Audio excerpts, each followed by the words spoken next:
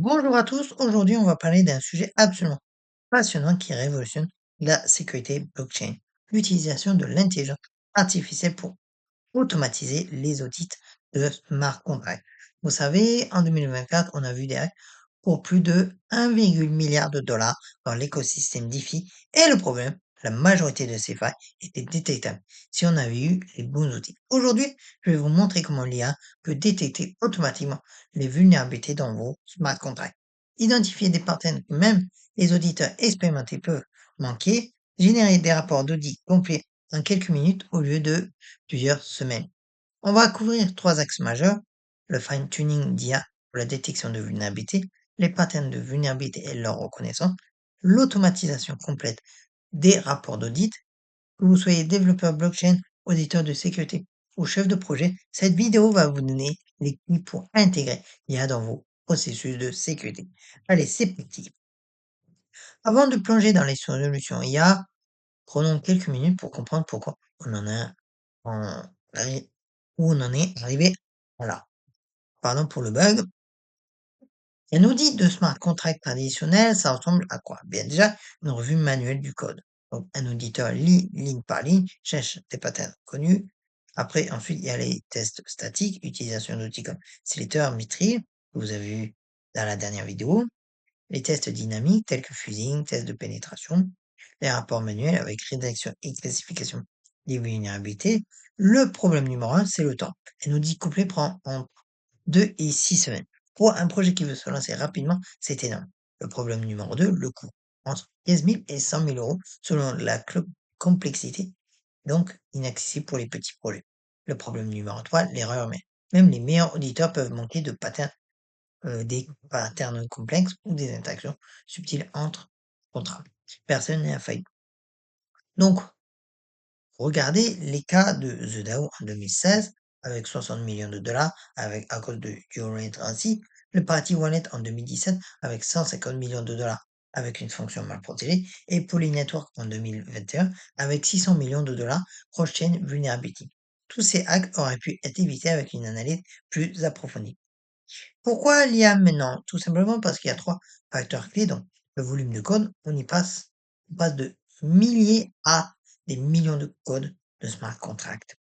La complexité aussi, avec diffie, crochet, layer 2, les interactions deviennent exponentielles.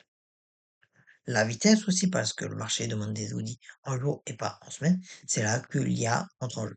Comment l'IA peut auditer du code? Ben alors, comment une IA peut-elle comprendre et auditer du code Solidity ou Rust? Eh bien, il existe plusieurs approches. Des modèles comme GPT-4, Claude ou des modèles spécialisés comme Codalama sont entraînés sur des millions de lignes de code. Ils peuvent comprendre la syntaxe et la sémantique, identifier des patterns récurrents, suggérer des corrections. Par exemple, si je lui donne un code Solidity, alors je remets ma tête en tout petit parce que alors voilà. Voilà. Donc, si je lui donne, hop là, j'ai j'ai fait une bêtise. Hop, voilà. Si je lui donne ce code Solidity, du coup, eh bien, voilà. Moi j'ai fait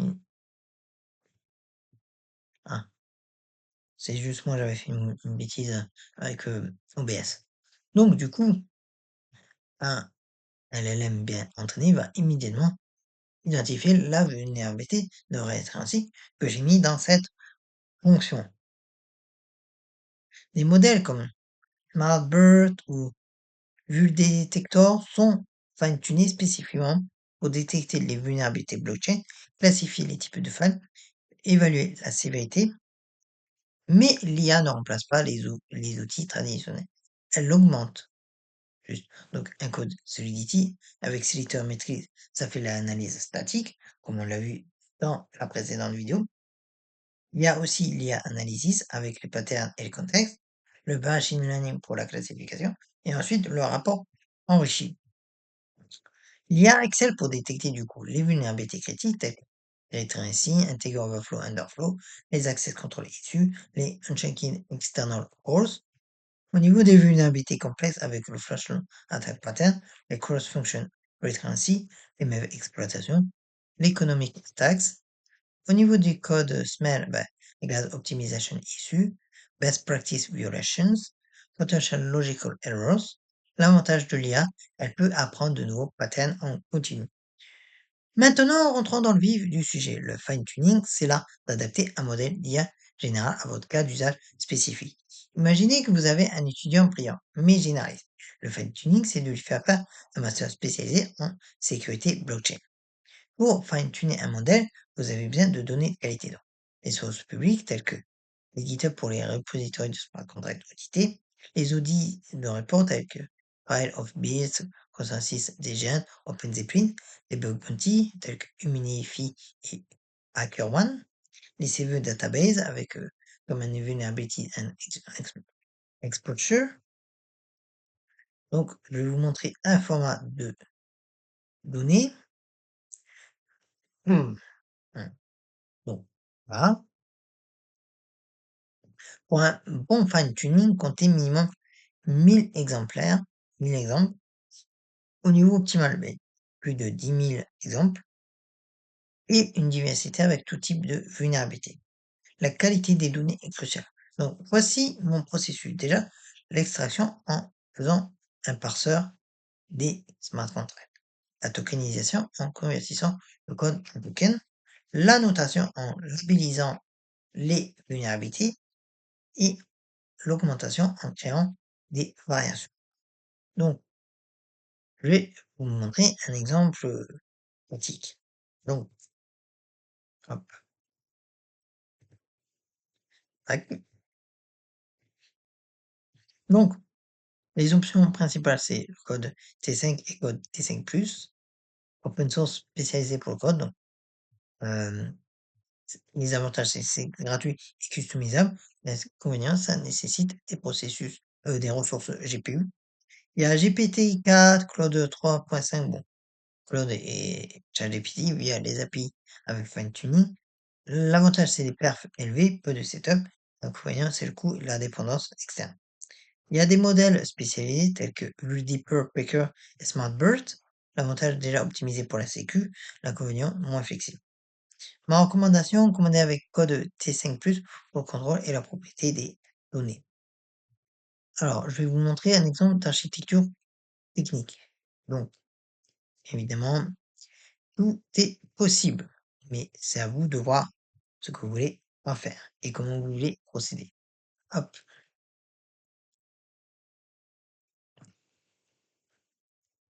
Donc, du coup, la cinquième étape, c'est l'évaluation et l'ajustement. Parce qu'une fois le modèle entraîné, il faut l'évaluer rigoureusement. Donc, je prends des métriques clés telles que la précision, les faux positifs, c'est pénible mais pas dangereux. Les rappels, donc les faux négatifs, ça c'est dangereux parce que il peut avoir des vulnérabilités manquées. Le F1 score pour l'équilibre du cours entre les deux.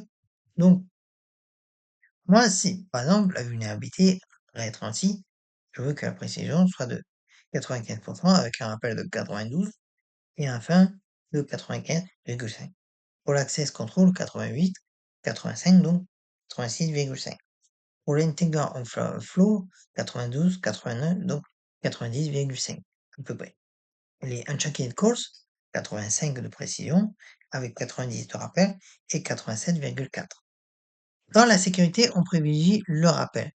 Donc, on capture toutes les vulnérabilités.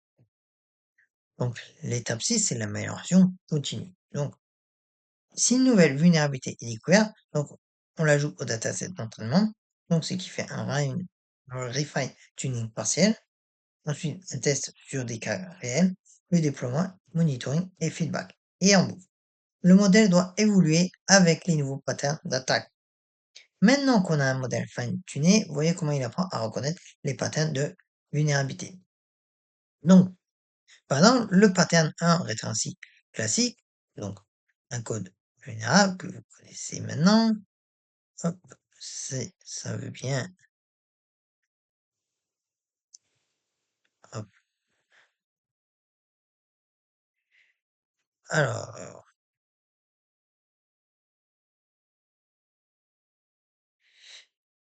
alors, si en plus je bug,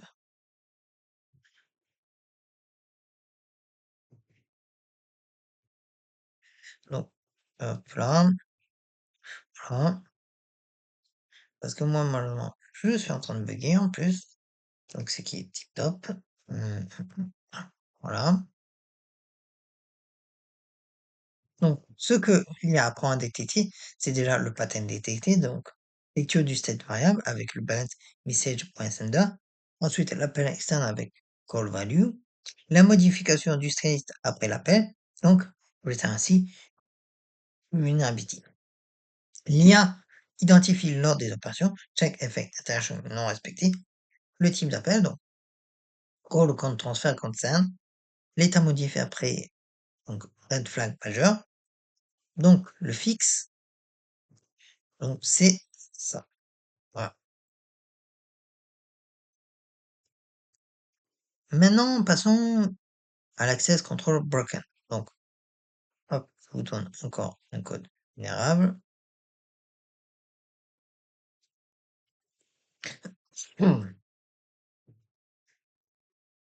Donc, là, hop, j'enlève ça.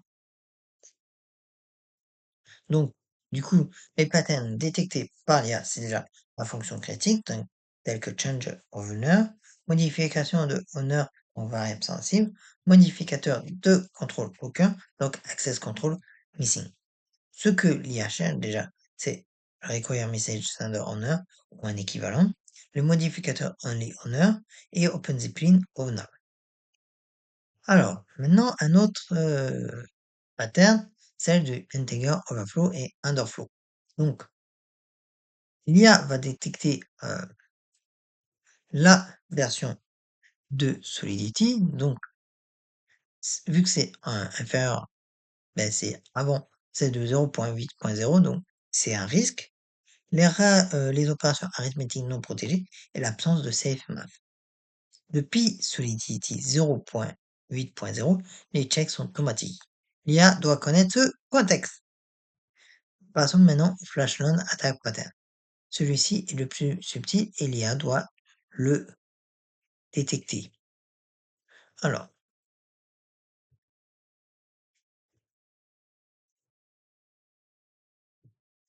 donc, l'IA analyse la fonction qui utilise du coup un prix Oracle, Oracle basé sur un état instantané, spot price, pas de mécanisme anti-manipulation, fonction publique, donc exploitable en single transaction.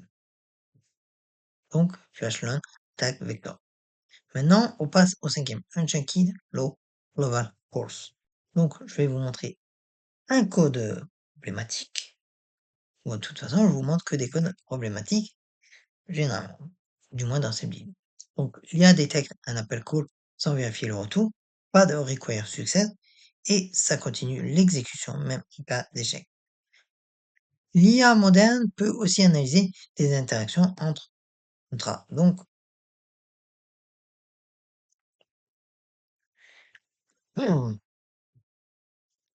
l'IA doit analyser les deux contrats, tracer les appels entre eux, détecter le cycle potentiel, identifier la modification de state après callback. Au niveau de délégation vulnerability, ben, l'IA va détecter du coup ben, le delay call, comme vous allez le voir là. Hop, mince. Donc le delay call dans le fallback, pas de verif d'implémentation, et potentiel self-destruct dans l'implémentation. Donc,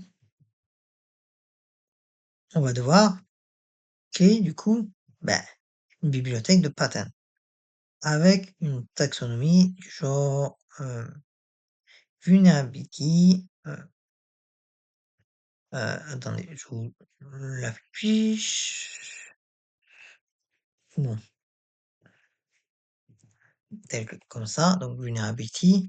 logique, latency, access control, logic bug, arithmetic, overflow, underflow, deviation par zéro, rounding error, gaz de dose par gaz, briefing, log gas limit, Eastern wag manipulation, flash lens. Pour chaque catégorie, il y a des centaines de variations apprises. L'étape finale, transformer les détections en rapports actionnables. Donc, je vais vous montrer les composants d'un rapport IA.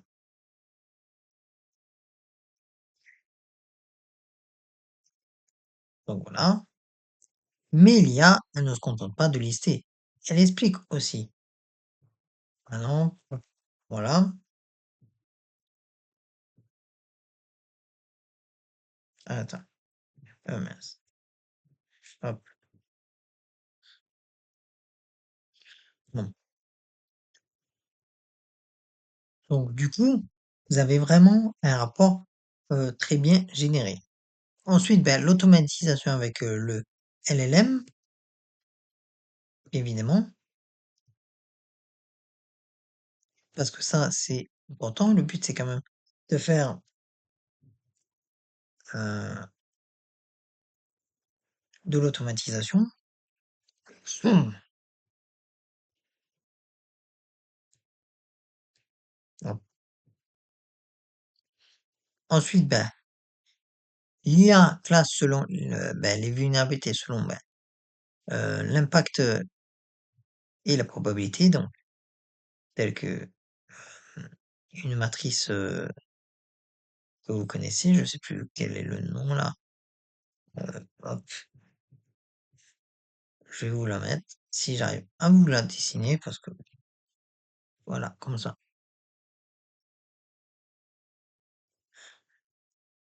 Donc, les facteurs pris en compte, c'est le valeur en jeu, donc le TVL, l'accessibilité de la fonction, la complexité d'exploitation, l'existence de POC public.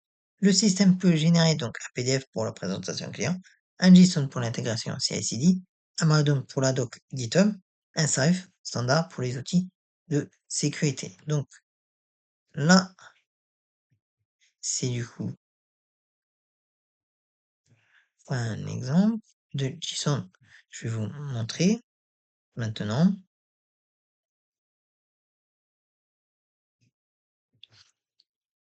Bon, je crois que je vais, hop, oui, voilà, ça sera plus propre. Ensuite, une intégration CI/CD.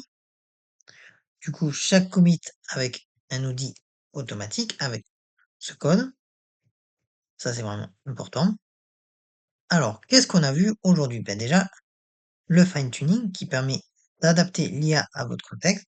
Dataset de qualité égale perf. Amélioration continue essentielle. Choisir le bon modèle de base. Les patterns sont au cœur de la détection, donc des patterns simples aux patterns contextuels. IA apprend en continu. Analyse cross-contract désormais possible. L'automatisation complète change à la donne avec des rapports en minutes contre des rapports en semaine. La qualité constante, une intégration DevOps. Donc, ce qui arrive, c'est que les agents IA autonomes sont capables de proposer et de tester des fixes des bugs, l'audit prédictif, donc détecter les vulnérabilités avant déploiement, l'analyse économique, donc simuler l'impact financier des failles, le format vérification augmenté par l'IA. Bien évidemment que l'IA ne remplace pas l'auditeur humain, elle le multiplie. L'œil expert reste indispensable pour valider les détections, comprendre le contexte business et évaluer les risques stratégiques. Donc, bien évidemment que je vous mettrai toutes les ressources dont j'ai parlé euh, dans la description, comme d'habitude. Et j'ai un dernier mot à rajouter. La sécurité blockchain n'a jamais été aussi critique. Avec des milliards de dollars en jeu, l'IA n'est plus un luxe, c'est une nécessité. Commencez petit, testez un audit automatisé sur un petit contrat, comparé avec un audit manuel, vous verrez la différence. Si cette vidéo vous a plu, likez et abonnez-vous, partagez avec vos équipes de dev, commentez vos expériences avec l'IA en audit, et si vous voulez que je fasse une démo complète de mise en place d'un système d'audit IA from scratch, dites-le moi en commentaire. Merci d'avoir regardé et on se retrouve dans une prochaine vidéo. Codez safe, restez secure.